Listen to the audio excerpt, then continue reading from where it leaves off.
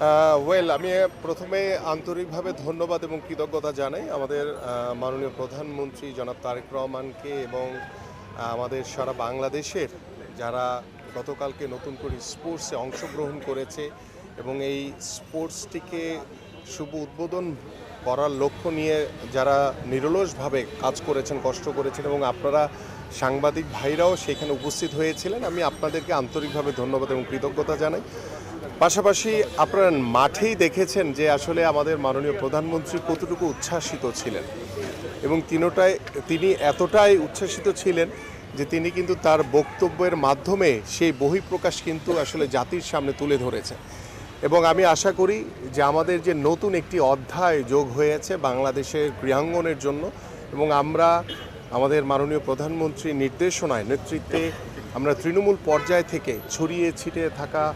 প্রতিভাবান খেলোয়াড়দেরকে বের করে নিয়ে আসার জন্য আমাদের যে নতুন করে স্পোর্টস সেটা যাত্রা আমরা শুরু করেছি এবং আশা করি ইনশাল্লাহ আমাদের এই যাত্রার একটি বাস্তবিক অর্থেই আমরা একটি ভালো দিক আমরা খুব তাড়াতাড়ি আশা করছি আমাদের বাংলাদেশের ক্রীড়াঙ্গনের জন্য আমরা উপহার দিতে পারবো এবং সেটির জন্য আমি আপনাদের যারা ক্রীড়া সাংবাদিক রয়েছেন আমি সবসময় চাই আপনারা আমার পাশে থেকে সাথে থেকে আমাদের স্পোর্টসকে এগিয়ে নিয়ে যাওয়ার জন্য কাজ করবেন এবং সত্যিকার অর্থেই আমাদের মাননীয় প্রধানমন্ত্রী উদ্বোধনের পর তিনি কিন্তু ছোট ছোট বিষয়গুলো নিয়ে তিনি কিন্তু খুব ভালোভাবে উপভোগ করেছেন এবং আপনারা দেখেছেন যে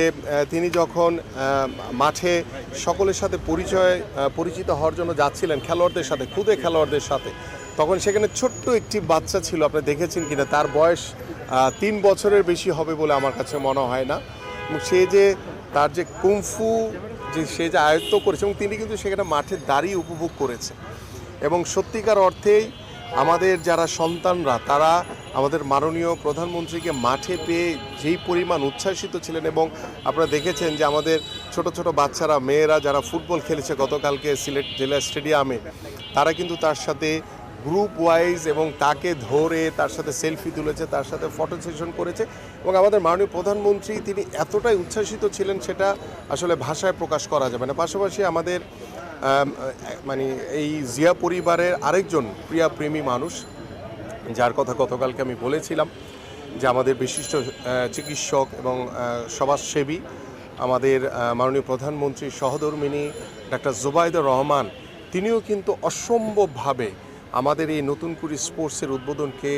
তিনি উপভোগ করেছেন এবং তিনি কিন্তু তাৎক্ষণিকভাবে সেই প্রতিক্রিয়া জানিয়েছেন যে একটি অসাধারণ আমরা আজকের একটি যাত্রা শুরু করেছি এই যাত্রাটি আমরা যাতে ধরে রাখতে পারি এবং পাশাপাশি আমাদের মাননীয় প্রধানমন্ত্রী তিনি নিজেই আমাকে বলেছেন যে আমরা আজকে শুরু করলাম বাট এটাকে মনিটর করা এবং প্রত্যেকটি বিভাগ জেলায় সঠিকভাবে খেলাধুলাগুলো ঠিকভাবে হচ্ছে কিনা সঠিকভাবে যেই প্রতিভাবান খেলোয়াড়দেরকে তুলে আনার জন্য আমরা যেই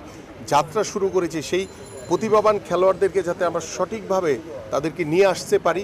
তাদেরকে সেই সুযোগটি আমরা করে দিতে পারি সেই বিষয়ে আমাদের মাননীয় প্রধানমন্ত্রী ইতিমধ্যে তিনি আমাকে দিক নির্দেশনা দিয়েছেন এবং সবচেয়ে ভালো লাগার যে বিষয়টি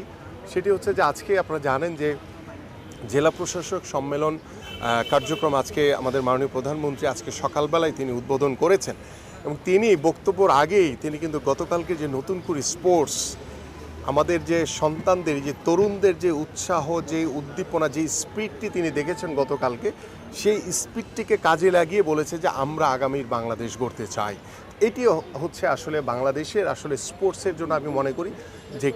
একটি যাত্রা একটি নতুন অধ্যায় আমরা শুরু করেছি। তো সেই অধ্যায়ে আমরা আশা করি ইনশাল্লাহ চলার পথে আমাদের হয়তো বা কোথাও কোনো ভুল ত্রুটি থাকতে পারে সেগুলোকে আমরা শুধরে নিয়ে আমরা সঠিকভাবে বাংলাদেশের ক্রীড়াঙ্গনকে এগিয়ে নিয়ে যাওয়ার জন্য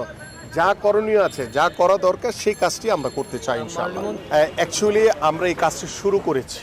আমি গতকালকে আমাদের মাননীয় প্রধানমন্ত্রীর সাথে যখন কথা বলছিলাম তখন তিনিই আমাকে বলেছেন যে তাকে কাজে লাগানোর বিষয়। তো আমি বললাম যে ঠিক আছে তাহলে আমরা এটাকে করলে তো উনি যদি এইটার দায়িত্ব নিয়ে যদি কাজ করেন তাহলে আমাদের জন্য অনেক বড় একটা উৎসাহের যে একটি জায়গা তৈরি হবে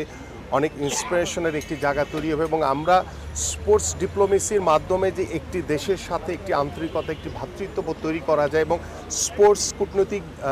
বিনিময়ের মাধ্যমে যে আমরা আমাদের বাংলাদেশের যেই ক্ষেত্রে আমাদের স্পোর্টসের সুযোগ সুবিধা বৃদ্ধির জন্য যেই সহযোগিতাগুলো আমরা আমাদের এশিয়ান কান্ট্রিগুলো রয়েছে আমাদের ইউরোপিয়ান কান্ট্রিগুলো রয়েছে যেই দেশের থেকে আমাদের যে স্পোর্টসের যেই খাতগুলোর কোথায় যে দুর্বলতাগুলো রয়েছে সেগুলোকে কিভাবে আমরা সঠিকভাবে কাজে লাগাতে পারি সেই বিষয়গুলো নিয়ে ইতিমধ্যে কিন্তু আমাদের পররাষ্ট্র মন্ত্রণালয়ের একটি স্পোর্টসের একটি উইংস খোলা হয়েছে স্পোর্টস ডিপ্লোমেসির জন্য। সো আমরা আমাদের স্পোর্টস মিনিস্ট্রি, আমাদের পররাষ্ট্র মন্ত্রণালয় এবং সার্বিকভাবে আমাদের মাননীয় প্রধানমন্ত্রীর নির্দেশনায় আমরা স্পোর্টস ডিপ্লোমেসির মাধ্যমে আমাদের বাংলাদেশের স্পোর্টসে কিভাবে আরও অনেকভাবে অবদান রাখা যায় সেই বিষয়গুলো নিয়ে আমরা কার্যক্রম শুরু করেছি মাত্র। আমি বলি প্রথমে ভাইয়ের প্রশ্নটাই বলি, সেটা হচ্ছে যে কোচের যে বিষয়টা, এটা অ্যাবসোলুটলি আসলে বাংলাদেশ ফুটবল ফেডারেশন তারা নিজেরাই যাচাই বাছাই করে যাকে ভালো মনে করে তাকে নেওয়া উচিত এবং বাংলাদেশের ফুটবলের স্বার্থে তাকে নেওয়া উচিত আমি মনে করি। তো সেই ক্ষেত্রে ফুটবল ফেডারেশন আসলে অফিসিয়ালি এখন পর্যন্ত আমাকে কিছু জানায়নি, আমি বিষয়টা সম্পর্কে ওয়াকিবহাল না। সো যদি এই ধরনের কোনো সমস্যা ফেস করে সেই ক্ষেত্রে যেহেতু আমাদের মূল লক্ষ্যই হচ্ছে বাংলাদেশের ক্রীড়াঙ্গন, সেটা ফুটবল হোক, ক্রিকেট হোক বা এক্সওয়াইজেড যে কোনো স্পোর্টস হোক, সেক্ষেত্রে আমরা আলোচনার মাধ্যমে অনেক সমস্যার সমাধান করতে পারি। এক, দ্বিতীয় হচ্ছে যে আমাদের যে এক্সিলেন্স সেন্টার যেটি আমাদের কক্সবাজার একটি তৈরি করার কথা আমাদের ফুটবল ফেডারেশনের যে ফিফার অর্থায়নের মাধ্যমে, তো সেই ক্ষেত্রে তারা অবশ্য একটা বিষয় আমাদেরকে অবগত করেছে, বাট আমি আমার সচিবকে বলেছি যে এটা অফিসিয়ালি একটা চিঠি দিলে দেন এটা আমাদের মিটিংয়ে আলোচনার মাধ্যমে সেটা কিভাবে আমরা বাংলাদেশ ফুটবল ফেডারেশনকে সহযোগিতাটুকু করতে পারি সে বিষয় নিয়ে আমরা পরবর্তীতে আলোচনা করে ইনশাল্লাহ এটাকে সমাধান করবো।